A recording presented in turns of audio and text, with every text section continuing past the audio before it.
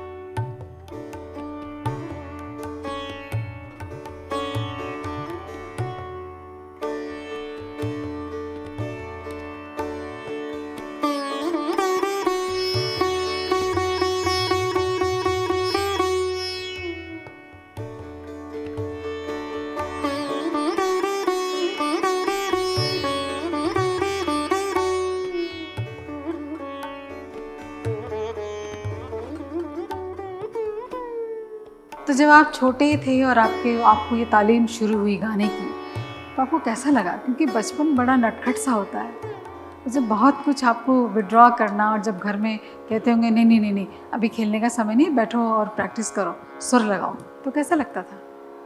देखिए, as a child अच्छा तो नहीं लगता था, क्योंकि बहुत सारी चीज़ों से रोका जाता था। खेलने मत जाना, घर से बाहर ज़्यादा मत जाना। और मैं 4 साल की उम्र में शुरू किया मैंने, उसके भी पहले गाने की तालीम मेरे दादा उस्ताद वज़ीर अली कादरी साहब से मेरी शुरू हो गई थी गाने की तालीम। उसके बाद सितार में बेसिकली सितार में कभी मेरी रुचि थी नहीं, संतूर में मुझे सीखने का काफ़ी शौक़ था। तो मेरे वाले साहब को जब ये बात पता चली कि ये संतूर में ज़्यादा इनका इंटरेस्ट लग रहा है, तो उन्होंने एक दिन मुझे संतूर बजा के दिखाया। और बजाने के बाद उन्होंने कहा कि बेटा, अगर तुम्हें संतूर सीखना है तो उसके लिए तुम्हें सितार सीखना पड़ेगा पहले, क्योंकि ये एक उसका नॉर्म होता है। तो मैंने कहा अच्छा ठीक है, आप मुझे सितार सिखा दीजिए पहले, फिर संतूर सीखेंगे। सितार सीखा, फिर उसका बाद आज तक संतूर का नंबर नहीं आया। पर वो जो सितार की तालीम थी वो कुछ इस तरीके से शुरू हुई कि मुझे कहा गया है कि आप 5 मिनट रियाज़ करें और फिर जाके इधर उधर जो भी आपको करना है वो करें। तो ये 5 मिनट दिन में 10 दफ़ा आप करें, 10 दफ़े के बाद आपको जो करना है आप वो करें, पर ये दिन में 5 मिनट 10 बार ज़रूर साज को दें। तो वो एक खेल में इंटरेस्ट भी सितार में आ गया और सीखने में उन्होंने आपको साइकोलॉजिकल ट्रीट किया। एग्जैक्टली।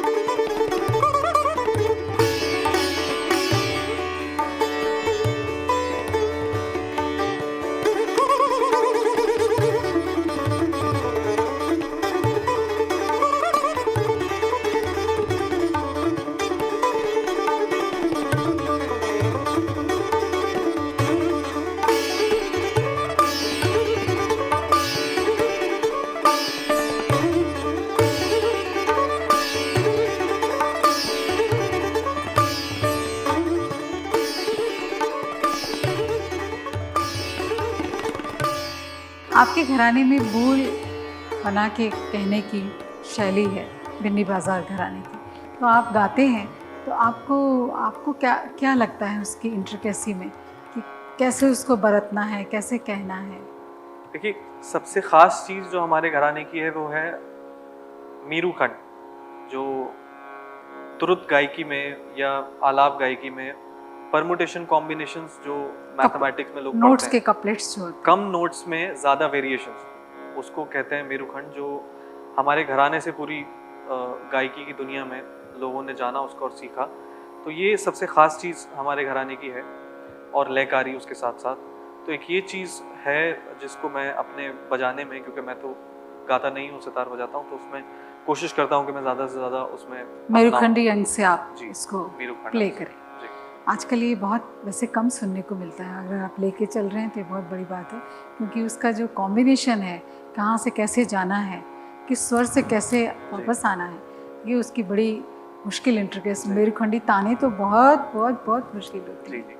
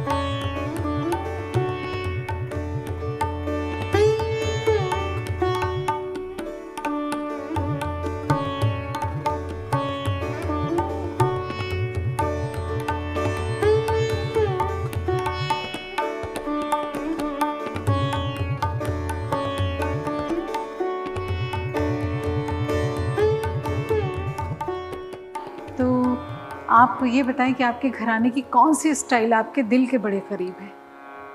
दिल के करीब एक तो मीरुखंड ही है, और दूसरा मुझे एक बहुत ख़ास चीज़ अपने घराने में लगती है कि जितनी भी बंदिशें दादा ने और वाले साहब ने या उनके दादा ने लिखी हैं, उसमें एक पोएटिक पॉइंट ऑफ व्यू बहुत अच्छा है। तो अगर आप देखेंगे तो उन्होंने जो बंदिशें बनाई हैं वो सिर्फ एक कॉम्पोजिशन नहीं है, उसमें जो राइटिंग है वो एक बहुत पोएटिक है। आप कुछ बंदिश की मैं बिल्कुल आपको झलक हमें गा सुनाएं के हमारे सुनाता हूँ एक। दर्शकों के लिए। ये है राग भोपाली में, हम्म, तो ये है पंजाबी में लिखी है, हम्म, पर आप इसके बोल देखिए कि इसमें एक नसीहत भी है और एक पोएटिक व्यू भी है उसकी वाह। लिरिक्स में। सा रे गा पा दा सा, ओ मोरे जो बनवा, ओ मोरे जो बनवा, साडे नाल ओ मोरे जो बनवा, ओ मोरे जो बनवा, साडे नाल कौन किसी के आवे जावे, दाना पानी किस्मत लावे, कौन किसी के आवे जावे, दाना पानी किस्मत लावे, कहत गुनी सुन ले ओ मोरे जो बनवा। वाह। तो इसमें उन्होंने लिखा है कि कौन किसी के आवे जावे, दाना पानी किस्मत लावे, हाँ, कहत गुनी सुन ले ओ मेरे जो बनवा। बिल्कुल। ये लाइफ का जो हमारे एसेंस है, एसेंस है, वही वो इस एक बंदिश में छोटी कहा सी गया। बंदिश में उन्होंने पूरा उसको साझा हुआ है। हाँ, कि कोई किसी को देता नहीं, सब अपनी अपनी किस्मत जी, से लेके आते लेकर हैं और लेके जाते हैं। तो ये कितनी एक अच्छी सीख जी दी। घराने की जो बंदिशें हैं उसमें काफ़ी सारी सीख जो है ये मुझे अक्सर मिलती हैं, तो मुझे ये सबसे दिल के करीब चीज़ है लगती है। जी।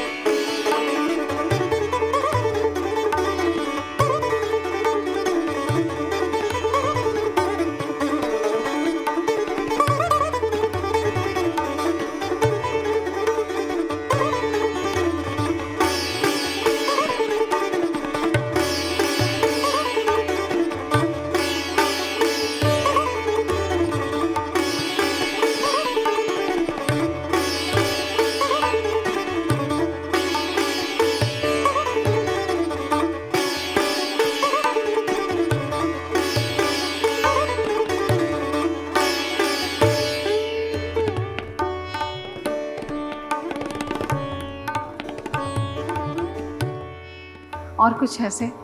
जैसे मैंने आपको बताया कि तराने भी हमारे घराने में काफ़ी हैं, तो एक तराना मैं भी आपको बता दूँ। आपने हमारी तृष्णगी बढ़ा दी, तो मुझे लगता है मेरे दर्शक भी चाह रहे होंगे कि थोड़ा-सा कुछ और। ये राग बागेश्वरी में एक तराना मैंने दादा से सीखा था। ताना ना ताना दे रे ना, ताना ना ताना दे रे ना, तदा रे दानी तनो, ताना ना ताना ना ता दे या ना रे, दाने दाने ओ दाने दानी दानी ताना ना ताना दे रे ना, दिरतोम ताना ना दे रे ना तारा रे तदिरे दानी तानो, दीन ताना ना ना धाकिट तक धुम किट तक दिर किट तक दिर किट तक, नगते टेकान धाकान धाकान धा धा धा ताना ना ताना दे रे ना, ताना ना ताना दे रे ना। क्या बात है! वाह, वाह, वाह, वाह!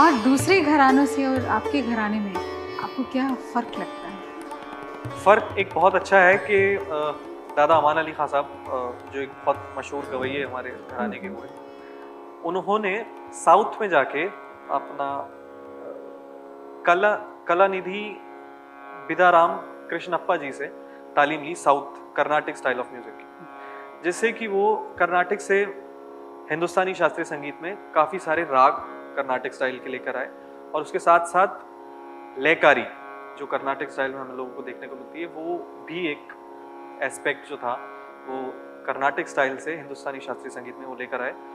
और ज़्यादातर लोगों को ये जनरली लोगों को ऐसा लगता है कि सिर्फ राग जो थे वो साउथ से लेकर आए, पर सिर्फ राग नहीं, और लयकारी जो थी वो ख़ास अमान अली खां साहब किया करते थे, और उनकी तालीम में भी वो जितने लोगों को सिखाया करते थे उसमें झलकती थी। तो ये जो एक राग और ताल की जो समझ है, सुर की और ताल की जो एक समझ है, ये मुझे अपने घराने में मुख्तलिफ लगती है और घरानों से। वो बहुत बड़ी बात है जी। वहाँ की स्टाइल को लाके यहाँ पे करना और उसमें बंदिशें बनाना और जी। उसे गाना और बताना। तो आज आपकी पीढ़ी की इस लेगेसी को लेकर आप चल रहे हैं, तो आपको कुछ ऐसी मुश्किलातें आई कभी प्रेजेंटेशन में, कहने में, सुनने में? क्योंकि आज तो थोड़ा कंटेम्प्रेरी भी लोग मिक्स कर लेते हैं। देखिए, ये सवाल मुझसे अक्सर लोग पूछते हैं कि आप not being Orthodox Indian classical music को कैसे प्रमोट करते हैं। तो मैं बहुत ही ज़्यादा आउट ऑफ द बॉक्स जाकर उसको प्रमोट करने की कोशिश करता हूँ, जिससे कि लेमैन ऑडियंस जो है, जिसको इंडियन क्लासिकल म्यूजिक या इन जनरल म्यूजिक के बारे में ज़्यादा समझ नहीं है, जो कि वेस्ट से ज़्यादा प्रभावित हो रहे हैं, उनको अपने खुद के हेरिटेज और अपनी संस्था जो हमारा हेरिटेज है, उसकी तरफ कैसे उनका रुझान किया जाए, उस पर मेरी एक आजकल काफ़ी सोच रहती है। तो मैं ज़्यादा से ज़्यादा मॉडर्न ट्यून्स जो हैं और वेस्टर्न ट्यून्स जो हैं, उसको कैसे सितार में आप अडाप्ट कर सकते हैं और कैसे उसको प्रमोट कर सकते हैं और कैसे प्ले कर सकते हैं, जो कि एक टास्क होता है, वो मैं अक्सर करता रहता हूँ। और उसकी वजह से मुझे काफ़ी ऐसे लोग भी मुतासर होते हैं सितार से और म्यूज़िक से इन जनरल, जिनको पता ही नहीं है कि सितार या म्यूज़िक या हिंदुस्तानी शास्त्रीय संगीत क्या चीज़ है। तो मुश्किल तो होती है कि अपने घराने से थोड़ा सा आउट ऑफ द बॉक्स आपको जाना पड़ता है, पर when you see the results coming in, तो ऐसा भी लगता है कि हाँ, you are doing something right. नहीं, आपके घराने की बंदिशें बड़ी खूबसूरत हैं माशाल्लाह। तो मैं ये जानना चाहूँगी कि घराने की स्टाइल को और घराने की सीख को आप कहाँ तक देखते हैं कि इसको प्रिजर्व करने में या इसको पालन करने में, इसे आगे बढ़ाने में कितनी भूमिका है आपके घराने की सीख की? सिर्फ हमारे घराने की नहीं, जितने भी घराने हैं हिंदुस्तानी शास्त्रीय संगीत में, उन सब की एक बहुत ही अपना महत्व है, उनका एक अपना महत्व है इस धरोहर को हमारे शास्त्रीय संगीत की आगे बढ़ाने में। जैसा कि मैं सोचता हूँ, अगर if you say Indian classical music is a temple, then these gharanas are its pillars. तो सभी घरानों ने अपनी सभ्यता को संभाल के रखा हुआ है और पीढ़ी दर पीढ़ी उसको आगे भी बढ़ाया है अपनी तालीम के तौर से। तो एक ये बहुत ही हम खुशनसीब लोग हैं कि हम लोगों को इस हेरिटेज के साथ नवाजा गया है और हम इसको आगे लेके जा रहे हैं। बहुत अच्छा लगा, आपसे इतनी सारी बातें जानने को मिली और घराने की जो आपकी बारीकियां हैं वो भी आपने बताई और अपनी बंदिश भी सुनाई कि किस तरह से आपके बुज़ुर्गों ने आपको बंदिश के माध्यम से कितनी बड़ी बात, जीवन की फ़िलॉसफ़ी को समझा दिया सिर्फ 1.5 मिनट में, जो और कहीं नहीं देखने को मिलता है।